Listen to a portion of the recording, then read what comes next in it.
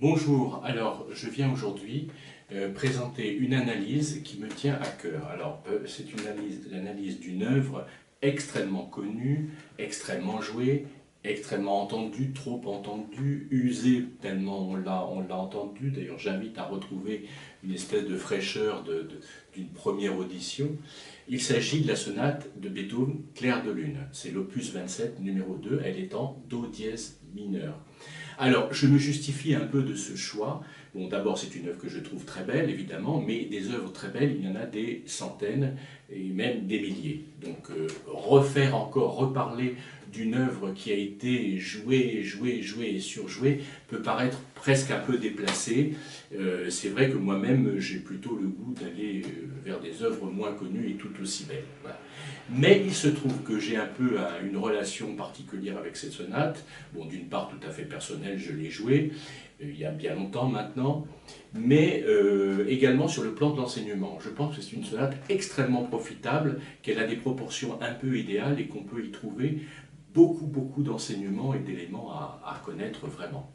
Alors, je vais peut-être la décrire rapidement, d'ailleurs, ça n'est pas l'objet là, hein, parce que je vais tout de suite après aborder le premier mouvement. Mais je dis simplement, je lis la partition ici, ce premier mouvement est un mouvement relativement, enfin il n'est pas bref, mais enfin il tient sur 3 pages, je veux dire, ça n'est pas sur 40 pages, bon, ça tient sur 3 pages. Ce que je veux dire, quand je dis je la décris, je dis simplement qu'elle est faite de 3 mouvements, je crois qu'on le sait. Bon, bien sûr, on ne le sait pas, il est temps de découvrir cette œuvre, je pense que c'est très important pour la formation musicale. C'est une œuvre écrite, je vois ici, je lis le titre qui est de Beethoven lui-même, qui est de l'époque, des premières éditions. Sonata, on connaît un petit peu mon petite accointance pour la langue italienne, donc je me permets de le lire en italien, ce qui est compréhensible évidemment sans aucune traduction, les mots étant les mêmes. Sonata quasi una fantasia, c'est-à-dire sonate quasiment une fantaisie, presque une fantaisie ou comme une fantaisie. Bon, il emploie bien le terme de sonate quand même. Alors, je ne vais pas trop parler de la sonate parce que j'en parle par ailleurs dans des vidéos brèves qui seront mises en ligne à une autre occasion. La sonate est faite normalement de 4 mouvements. Le terme de fantaisie ici est aussi une allusion à l'irrégularité des mouvements. Au lieu des 4 mouvements de la sonate qui sont l'allegro de sonate, le mouvement lent, le menuet ou scherzo, puis le final. Ici, finalement, on a les 3 volets sans le premier. En fait, il ne manque rien, bien évidemment. Mais par rapport à un modèle supposé, il manquerait un premier mouvement, un allegro de sonate. L'œuvre commence tout de suite sur un mouvement extrêmement méditatif, plus méditatif que normalement, si j'ose dire. Beaucoup de mouvements lents chez Beethoven et chez d'autres compositeurs sont très méditatifs, mais celui-ci l'est particulièrement.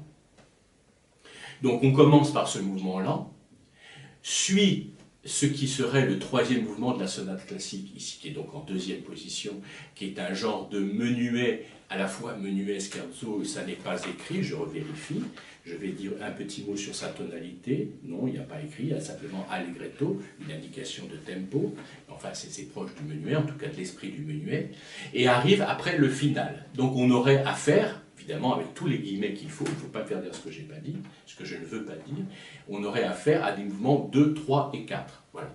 Je fais simplement une petite correction, c'est-à-dire qu'en fait il manquerait, attention, parce qu'encore une fois il ne manque rien, il manquerait un premier mouvement qui serait de forme sonate avec bithématique, avec donc 2 thèmes. Finalement, le final est un peu sur ce modèle-là, donc c'est un petit peu une sonate hors format habituel, qui justifie sans doute ce terme de quasi una fantasia. Bon, et puis je me permettrai de le dire ici en italien, c'est un petit peu rare, et ça n'est pas dépourvu d'une certaine poésie, donc je le lis, ça n'apporte pas vraiment d'éléments nouveaux, d'éléments à mon propos, mais enfin je ne résiste pas à ça. Je lis l'indication de tempo, adagio sostenuto. En français, on dit donc adagio sostenuto, en italien adagio sostenuto, évidemment. Et en dessous, l'indication est précisée, je le dis en italien, ça ne manque pas d'un certain sel. Si deve suonare tutto questo pezzo delicatissimamente e senza sordino. Voilà, c'est-à-dire, on doit jouer, suonare signifie donc suonare, d'où le mot sonata d'ailleurs. Hein. Une sonate, c'est une pièce jouée sur un instrument à la base. Hein. Donc si deve suonare, on doit sonner, c'est-à-dire qu'on doit jouer, on doit exécuter tout ce morceau, tutto questo pezzo, delicatissimamente, c'est-à-dire de manière extrêmement délicate. Le terme est un petit peu difficile à traduire, je ne sais pas ce qu'il faudrait dire. Enfin, le terme c'est bien délicat, mais enfin, c'est-à-dire avec beaucoup de très piano, très doucement, enfin bon, bref. Et sans sourdine, c'est-à-dire en mettant la pédale de droite, ce qu'on appelle la grande pédale, c'est-à-dire qu'en enfonçant la pédale de droite, on libère les feutres, et donc sans sourdine, ça veut dire utiliser la pédale de droite. Voilà. Alors, maintenant, je vais parler... ah oui, j'avais dit que je disais un petit mot sur la tonalité du deuxième mouvement. On a donc affaire à une œuvre tripartite, qui serait A, B, A, 3 mouvements. Il se trouve que la première partie, ce fameux adagio, est en Do dièse mineur, et le troisième mouvement est aussi en Do dièse mineur, qui nous permet de dire que c'est une sonate en Do dièse mineur. Mais il se trouve que le scherzo qui est au milieu n'est pas en Do dièse mineur, il est en Ré bémol majeur. Alors attention, il faut bien comprendre, je pense que tout le monde l'a compris très rapidement, mais je sais qu'il y a des hésitations chez certains, ça m'est arrivé auprès d'élèves, que ce ne soit pas tout à fait compris. La tonalité de Ré bémol majeur n'est rien d'autre que la tonalité de Do dièse. Donc en fait, les 3 mouvements sont en Do dièse. Il n'y a donc pas de changement de ton. On est dans le même ton. On pourrait dire sonate en Do dièse, sans préciser majeur ou mineur. Et on pourrait dire après que le premier mouvement est mineur, le deuxième est majeur et le troisième est mineur. Alors évidemment, les compositeurs, enfin et j'invite tout le monde à le faire, c'est tout à fait normal, c'est ce qu'il faut faire. Quand on écrit en Do dièse et que la tonalité est mineure, on écrit plutôt en Do dièse mineur, bien sûr, et certainement pas en Ré bémol mineur. Pourquoi? C'est très simple à comprendre. Do dièse mineur est une tonalité qui a donc 4 dièses en tant que relatif de la tonalité de Mi majeur, tandis que Ré bémol mineur est une tonalité abracadabante qu'on n'écrit jamais d'ailleurs. Hein. À la clé, c'est impossible parce que Ré bémol mineur serait la relative mineure de la tonalité de Fa bémol majeur. On est bien d'accord, puisque Do dièse mineur est le relatif mineur de Mi majeur, donc Ré bémol est le relatif mineur de Fa bémol. Or, la tonalité de Fa bémol est une tonalité abracadabrante qui aurait 7 bémols, la totalité des bémols, ce qui est déjà beaucoup, plus un double bémol qui est le Si double bémol. Voilà, ça fait quand même beaucoup. Donc, il est hors de question d'écrire en Ré bémol mineur, donc on écrit bien en Do dièse mineur quand on choisit le ton de Do dièse, c'est, pardon, je me répète, hein, mais j'essaie d'être très clair. Par contre, quand on est en majeur, c'est le contraire. On va plutôt choisir Ré bémol que Do dièse. Pourquoi?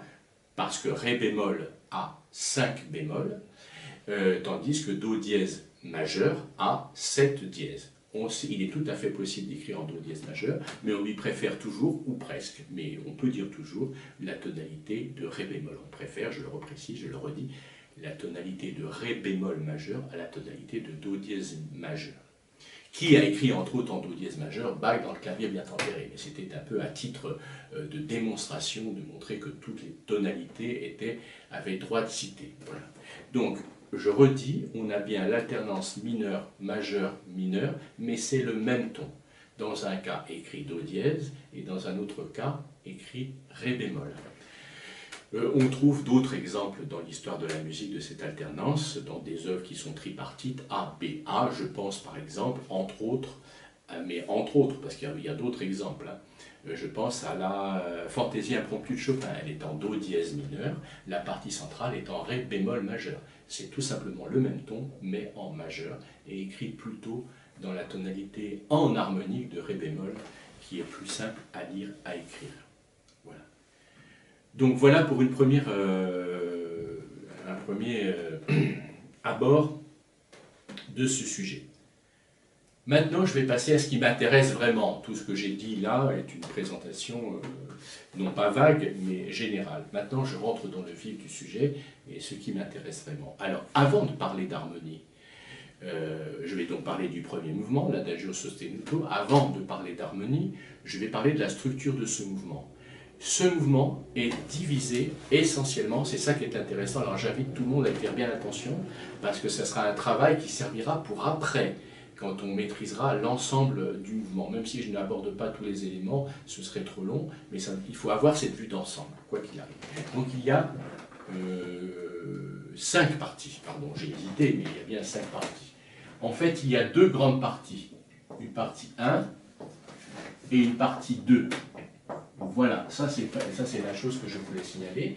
Et ici, il y a 3 parties que je pourrais qualifier, je me suis souvent amusé, c'est un peu un jeu, hein, mais je pense que c'est intéressant, c'est assez parlant, je me suis souvent amusé à dénommer ces parties-là. Attention, ça n'est pas le propre à cette sonate, on va trouver ça dans des préludes de Bach, dans beaucoup de choses. C'est-à-dire qu'il y a la section d'introduction.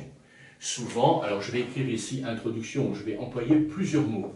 Le mot très courant est le mot introduction, hein, introduire au propos principal.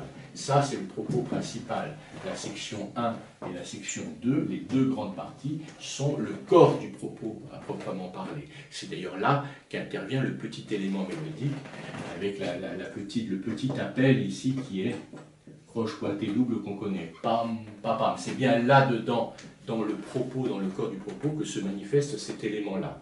Bon, je l'enlève parce qu'il est un peu inutile pour l'instant.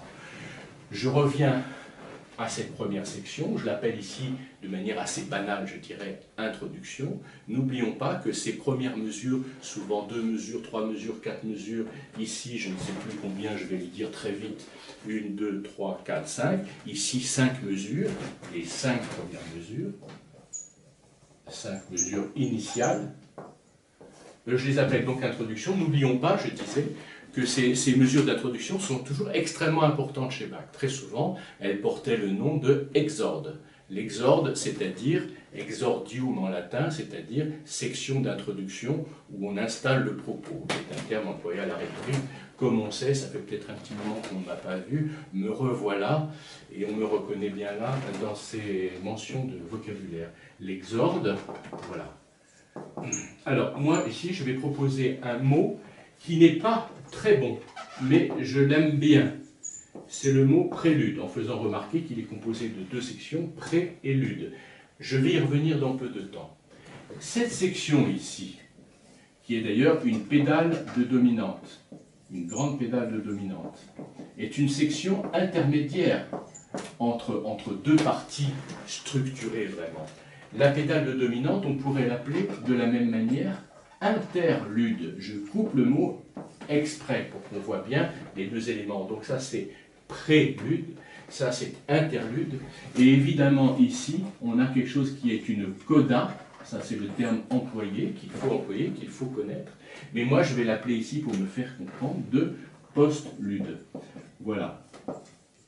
Donc on a vraiment ces 2 éléments-là, le corps du texte proprement parlé, et puis on a des éléments qui introduisent, qui concluent et qui s'intercalent. Donc on a bien pré, inter, post. Prélude, interlude, postlude. Donc de manière un petit peu amusante, je ne sais pas si c'est le cas, mais je pourrais dénommer ces parties-là de lude. Évidemment, je ne le fais pas, je le mets en petit. C'est un mot qui n'existe pas en français, bien sûr. Alors on connaît bien le sens de lude, enfin, de cette partie de mot lude, ça vient du latin, évidemment, je le dis là aussi, on le reconnaîtra, ça faisait longtemps que je n'étais pas arrivé avec mes gros sabots. En latin, c'est le mot ludus qui signifie je. Je me permets, on me pardonne, je me permets de faire juste une petite réflexion sur le mot ludus. Donc j'ai un peu personne n'est parfait, je suis un peu latiniste et je me suis beaucoup intéressé à la langue latine. En latin, le mot ludus, comme on le sait, veut dire je. Hein, c'est le je. Ludus. Mais, à vrai dire, en latin archaïque, le mot ludus voulait dire école. Alors, en latin, le mot école est le mot scola. Le mot scola est un mot qui a été emprunté au grec. C'est un mot qui est arrivé après. Mais le mot originel latin pour dire école était ludus. Alors, il est quand même intéressant de voir que le mot ludus signifie à la fois je et à la fois école. Ça peut paraître à certains contradictoires, en fait ça ne l'est pas du tout. Le jeu, c'est une chose qui est structurée par des règles. C'est ça l'essence du jeu, hein, c'est d'être structuré par des règles. Même quand on parle du jeu de piano, on ne fait pas n'importe quoi avec ses doigts, avec sa main, on a les contraintes physiques, les contraintes de l'instrument, donc il y a des règles, il y a des contraintes qui sont des fois, enfin souvent très importantes. Hein. Les pianistes le savent fort bien, ou n'importe quel instrumentiste, pour faire un très bien fait, il faut beaucoup travailler. Donc se confronter à de nombreuses contraintes. Donc, ce que je veux dire, c'est que le mot ludus, je le redis, qui signifiait école à l'origine, indique le jeu en ce qu'il est structuré, contrôlé, encadré plutôt, par une règle. Donc ça, c'est vraiment les parties que j'appellerais construites, non pas que les autres ne le soient pas, mais elles ont des fonctions d'amener les choses ou de conclure. Ce sont quand même, malgré tout, des parties secondaires. Il y a le vrai propos, c'est comme dans le discours, cette structure est aussi décrite, entre autres, pas particulièrement celle-ci, mais enfin dans la rhétorique, c'est-à-dire qu'il y a le corps du discours, ce qu'on veut dire, le contenu, le fond des choses, et puis on n'arrive pas comme ça devant un auditoire en commençant tout de suite, on introduit le propos, je crois que c'est très important. Ce que je veux dire, c'est que ces parties sont des parties quand même si elles sont très belles, très bien écrites, etc., elles sont, le mot secondaire me fait un peu peur, mais enfin elles sont quand même en plus, c'est-à-dire que le corps, elles amènent le propos. Là, cette partie-là s'intercale entre deux sections importantes. C'est un peu comme je vais presque dire une récréation. On comprend ce que ça veut dire. Une section intermédiaire, une section d'attente qui fait sans doute désirer la réexposition de ces éléments de manière différente. Et puis, quand on a fini ici, on ne ferme pas la partition comme ça. Et c'est aussi une question même de politesse. On ne s'en va pas comme ça brutalement. Quand on a fini son propos, on conclut par quelque chose que j'appelle ici postlude. Le terme employé en général est le terme coda, et ici c'est bien le mot coda qu'il faut employer. Donc voilà pour cette première description du mouvement. Alors voilà ici la structure de la première partie que j'ai montrée tout à l'heure, donc c'est la deuxième section dans l'ensemble des 5 sections.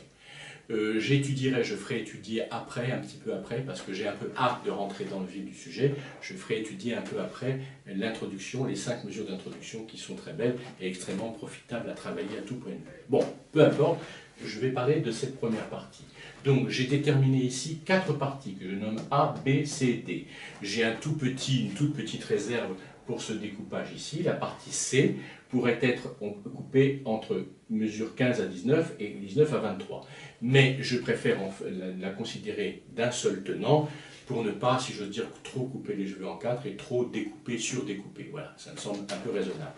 Donc, 4 grandes parties. Alors, je vais faire étudier chacune de ces parties, je vais adopter un travail, une technique, enfin un procédé de travail peut-être un peu différente de ce que j'ai fait pour Mozart et pour Bach.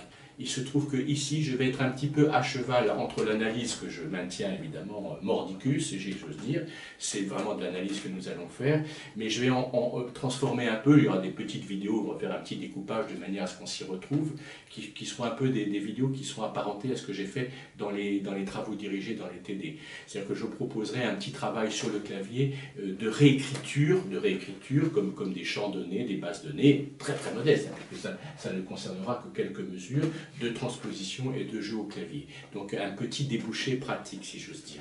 Donc première section, je vais y passer un petit peu de temps. La première section a pour caractéristique, comme chacune de ces sections aura une caractéristique, celle-ci a pour caractéristique d'être en Do dièse mineur, ce qui est quand même bien naturel pour une sonate et pour un mouvement en Do dièse mineur, mais cette partie-là, de quelques mesures, module au relatif majeur, à mi majeur. Et bien ça, c'est extrêmement intéressant, d'abord pour la connaissance de l'œuvre, parce qu'on rentre vraiment dans la connaissance de l'œuvre.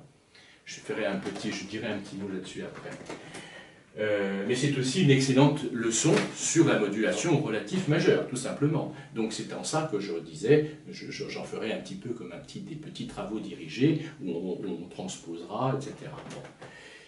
Alors ce que je voulais dire là, justement, ça c'est très important, je me moque un peu, je dois le dire, ça peut paraître un peu excessif de ma part, mais dans mon enseignement du piano, oui, ça peut paraître un peu excessif, mais enfin je l'assume totalement. Je m'ennuie assez vite à certaines choses.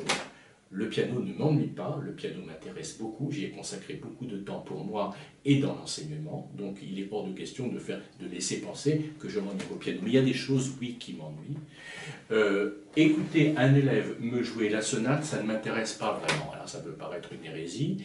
Jouer cette sonate, c'est un moment privilégié de belles sonorités. Donc celui qui la joue ne doit pas casser les pieds de ses auditeurs. Il arrive, il la joue vraiment. Moi, en tant que professeur, je n'écoute pas le mouvement ici. Ce qui m'intéresse, et ce que je demande à l'élève, et ce que je demande ici aux internautes qui sont vraiment intéressés, c'est de ne pas égrener à longueur de temps ti pa ti ta pa ti ta pa ta, dont je me moque un peu. Je ne m'en moque pas dans l'exécution finale. Attention, il ne faut pas me faire dire ce que je n'ai pas dit. Mais dans le travail, je m'en moque. Ce qu'il faut savoir faire, c'est plaquer les accords, les savoir par cœur, savoir les transposer, les maîtriser complètement. Maîtriser donc cette section, ensuite maîtriser cette section, enchaîner les deux sections en sentant le dynamisme, justement, c'est ça qui m'intéresse. Et en général, quand on travaille takati, takata, on n'y voit rien du tout. Hein. C'est de percevoir le dynamisme, par exemple, entre cette section qu'on a parfaitement maîtrisée parce qu'on l'a transposée, etc., avec cette autre section qui a un caractère différent, qui abordera une autre tonalité, et ensuite enchaîner les deux, puis après les trois, puis les quatre, puis toute la sonate, c'est bien sentir le dynamisme des modulations, chose qu'on ne fait pas quand on lit un petit peu comme, j'ai une expression d'emploi parfait, parfois un peu comme un âne. Ça, ce n'est pas tout à fait ce qui m'intéresse. Donc, après, oui, il va se passer quelque chose. Là, oui, il va se passer quelque chose d'extrêmement musical. Oui, je ne vais pas trop épiloguer parce que je voulais dire d'autres choses, ça n'est pas le moment parce que je vais parler des heures, mais il y a des choses qui m'intéressent. Mais il va se passer quelque chose réellement de musical quand il y a une maîtrise des accords plaqués, de tout plaqué, une vraie maîtrise. Et après, oui, on va trouver dans un moment, allez, n'ayons pas peur des mots, un moment d'inspiration, si j'ose dire, une belle sonorité, comme Beethoven l'indique, si deve suonare tutto questo pezzo delicatissimamente. Alors, avec une très belle sonorité extrêmement fine. Oui, mais comment pouvons-nous avoir cette inspiration, cette belle sonorité? C'est justement par la maîtrise de toutes ces sections, la parfaite maîtrise, la complète maîtrise. Et c'est à ça que j'invite. Donc loin de moi de faire un cours de piano, être là à attendre pendant je ne sais combien de temps que l'élève ait fini les 3 pages de ticata, tica. Non, ça non, certainement pas. Je ne l'ai jamais fait d'ailleurs, je l'ai toujours refusé. Et après, oui, on joue la sonate, oui, on la joue vraiment, Là, ça vaut la peine. Mais avant ça, ça n'en vaut pas la peine. Voilà. Pardon pour ce discours un peu long, mais ça fait partie des choses que je peux communiquer. 2 premières sections. A, c'est la section qui module au relatif majeur. 2e section, c'est une section dont j'ai déjà parlé, qui module à si mineur. Je fais remarquer que les 2 sections, c'est la fin en mi majeur et ici la fin en si mineur, se terminent toutes les 2 par une cadence parfaite. Donc il y a en quelque sorte la fin d'une section, elle est marquée par la cadence parfaite. Les choses sont vraiment claires. Alors imaginez un élève qui ne voit pas la cadence parfaite, qui enchaîne sans savoir les sections, qui ne maîtrise pas les modulations, qui ne maîtrise pas grand-chose. Franchement, ça n'a pas d'intérêt. Franchement, ça n'a pas d'intérêt. Surtout pour jouer une œuvre, j'ai envie de dire éculer, rejouer. Non, ça n'en vaut pas la peine. Si c'est pour refaire un travail de perroquet, non, mon Dieu, non. Ici, cette section est un petit peu différente. J'en parlerai le moment venu.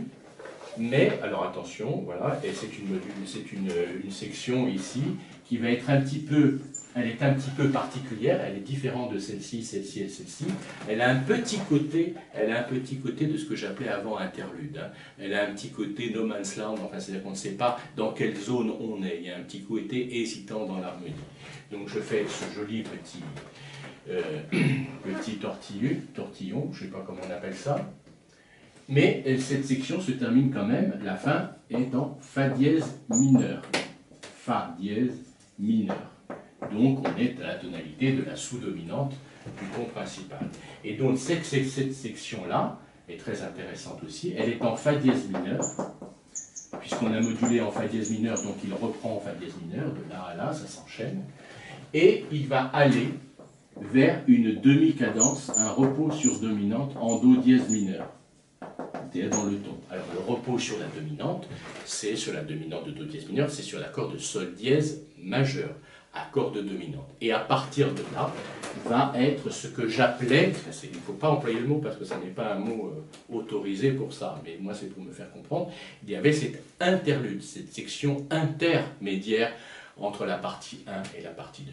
Il s'agit d'une pédale de dominante. On a déjà trouvé, j'ai déjà parlé de la pédale de dominante et j'y reviendrai à l'occasion, qu'on trouve dans le prélude en do majeur du clavier bien tempéré. Il y a une grande pédale de dominante. Et bien ici, on a une pédale de dominante, cette dominante étant le sol dièse dans le grave.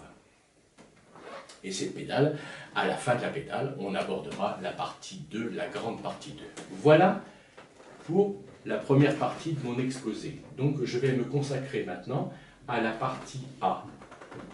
Avant de me consacrer à la partie A, bien sûr, je vais faire une observation sur l'écriture pianistique ici. Oui, elle est pianistique, certes. Oui, elle est pianistique, je ne vais pas retirer quoi que ce soit à ce propos, mais il y a une écriture, je le dis oralement comme ça et je le montrerai après, il y a une écriture tout simplement à 4 voix classiques telle qu'on la trouve par exemple dans les chorales de Bach. Les chorales de Bach sont bien à 4 voix. Hein. Et bien là, il y a une écriture à 4 voix, stricte finalement, c'est-à-dire quand je dis stricte, avec toutes les règles d'enchaînement que nous connaissons et que nous étudions. Les voix bougent le moins possible, les notes communes sont gardées à leur place, sauf dans certains cas. Bon, peu importe, tout ça c'est l'objet du travail d'observation que je propose. Donc une écriture à 4 parties. Cette écriture à 4 parties, elle est écrite de la manière suivante, je vais l'écrire après, mais je le dis oralement. La basse est octaviée, donc au lieu d'avoir un do dièse pour l'accord de do dièse mineur qui commence, qui est do dièse, sol dièse, do dièse mi, c'est-à-dire do, sol, do, mi, le fameux accord que je montre si souvent, l'accord parfait ici mineur, puisqu'on est en mineur à l'état fondamental dans cette fameuse position fondamentale, quinte, fondamentale, tierce. Donc ici la basse est do dièse, mais au lieu d'avoir un simple do dièse, il y a un do dièse octavié. Et toute la basse pendant tout le mouvement sera octaviée. Je le redis, je l'ai dit à de nombreuses reprises, cette doublure en octave fait qu'il y a des octaves tout le temps. Attention, ce ne sont pas des octaves consécutives. Bien sûr, ce sont des octaves qui se suivent toutes, hein, donc on peut les appeler octaves consécutives si on veut. Ce ne sont pas des octaves consécutives. Les octaves consécutives, ce sont quand il y a 2 voix, la basse et le ténor, qui forment octave et qui rechantent une octave. Là, ça n'est qu'une seule voix. Mais cette voix, elle est épaissie, c'est-à-dire que comme quand on fait, je l'ai dit souvent, je le redis ici, si je dessine, je ne sais pas, peu importe quel motif, n'importe quel motif, que j'ai un trait comme ça, je peux évidemment ce trait le dessiner au crayon de manière très fine, je peux le dessiner aussi de manière très épaisse, comme ça, voilà, colorié en noir, enfin, très épaisse. Ici, c'est ça dont il s'agit, c'est-à-dire la ligne de basse est épaissie, c'est-à-dire que l'édifice harmonique se donne de basses profondes. Et c'est ce qu'on trouve à l'orchestre, c'est ça que j'ai dit souvent, c'est ce qu'on trouve à l'orchestre. Quand les basses sont jouées, et c'est toujours le cas dans l'écriture chez Beethoven, chez Mozart, Haydn et après Schumann, Brahms, les basses sont jouées par le violoncelle, par les violoncelles. Des fois, les bassons s'en mêlent, très souvent, bien sûr. Mais prenons un cas extrêmement classique, dans les cordes, c'est le violoncelle, et donc les violoncelles dans l'orchestre qui jouent la basse. Bien, l'octaviation, c'est tout simplement la même chose qu'au piano, où on joue les octaves avec la main gauche. À l'orchestre, c'est les violoncelles qui sont doublées à l'octave inférieure par les contrebasses. Il s'agit exactement de la même chose. J'ai montré, par exemple, le début, je ne sais plus à quelle occasion, même dans le livre que j'ai écrit, le début du 2e mouvement de la 2e symphonie de Schumann, c'est pareil, on est à 4 voix, il y a les altos qui jouent toutes les voix, enfin les voix ténor, alto, soprano, et la basse est octavier, violoncelle, contrebasse. Donc là, c'est la même chose. Chez Beethoven, on a donc la basse doublée, et les 3 voix, les fameuses 3 voix ténor, alto, soprano, elles sont égrenées par un triolet sol dièse, do dièse, mi, sol dièse, do dièse, mi. C'est-à-dire qu'on a la basse profonde en octave, et puis on a la succession ténor, alto, soprano, ténor, alto, soprano, ténor, alto, soprano. Il faudra donc pour nous, et j'insiste beaucoup sur cette étape, j'y tiens particulièrement, réécrire la sonate. Quand je dis réécrire la sonate, au stade où nous en sommes, il s'agit d'écrire ces 4 ou 5 mesures ici. simplement. Donc c'est un petit texte, c'est un tout petit texte, on le réécrira, c'est-à-dire qu'on remet le texte à plat, c'est-à-dire qu'on gomme les triolets. S'il y a, comme c'est le cas ici, 4 triolets, puisque la mesure est à 4 temps, un premier, un deuxième, un troisième, un quatrième triolet, au lieu d'écrire 4, ces 4 éléments, on écrit une ronde, et on écrit bien ténor, alto, soprano. Et cette ronde se place au-dessus d'une ronde qui est la basse octavier. Donc même pour notre travail, on enlève l'octaviation, on enlève l'octave grave qui ne sert à rien, et on voit bien, on se retrouve devant un texte purement et simplement basse, ténor, alto, soprano. Bon, ça c'est une première chose dans l'écriture que je voulais signaler. Mais il y en a une autre, c'est que Beethoven met quelque chose par-dessus. Hein. Il met un soprano libre. Alors il se trouve que ce soprano n'est pas très libre, justement.